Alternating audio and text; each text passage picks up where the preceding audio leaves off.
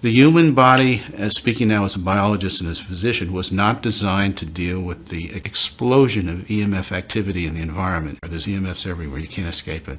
We are ultimately an electromagnetic field. Everything that happens in our body is a series of chemical reactions that are electrochemical reactions. Nerve transmission is electricity. The way we survive, the way we live, the way our brain works is through electricity. There's no question that the proliferation of EMF activity in the environment is creating havoc among patients, among healthy people who then become patients. And there's no question that it's led, I believe, or at least contributing to the increase in cancer. Childhood cancer is exploding exponentially, not linearly, but exponentially. GMOs are a nightmare. That didn't exist 15 years ago. GMO foods, I believe, are toxic. There's no question in my mind that not only are the traditional diseases increasing in incidence because of EMFs as a contributory factor, I'm not saying they're the only factor, but they're a contributory factor that's really, I believe, going to be seen to be really deadly. But it's only going to get worse. Well, and they wonder why ADHD is exponential.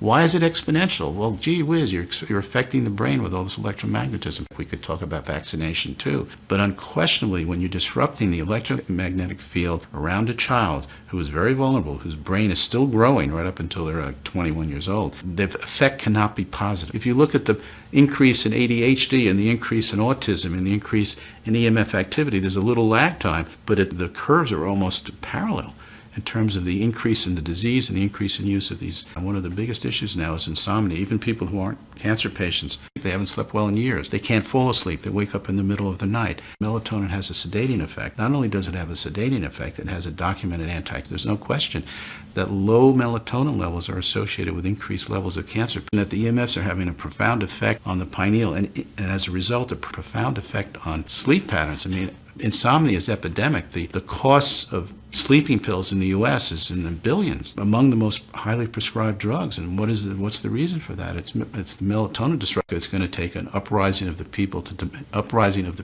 demand that our leadership take into account these things and start looking into that. Because the politicians, they don't even know what an EMF is. It seems like they live in an alternate universe.